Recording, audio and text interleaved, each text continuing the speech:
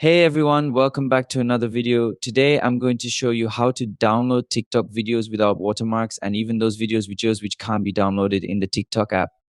So without any hesitation, let's begin. First, open the TikTok app, then locate the video you want to download. Next, click on share and copy the link of the video. Like my costume? Yo! Afterward, open any browser on your phone and search for snaptik.app. Then paste the link of the video here and search. You'll see the download option here. Click on that to download the video. After downloading the video, click on downloads and open the downloaded video.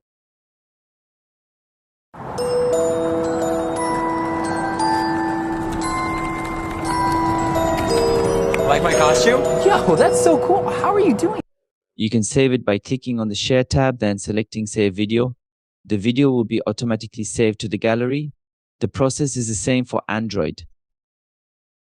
Thanks for watching. Now you know how to download TikTok videos without the watermark, hassle-free. Don't forget to like, share, and subscribe for more helpful tips and tutorials. Happy downloading.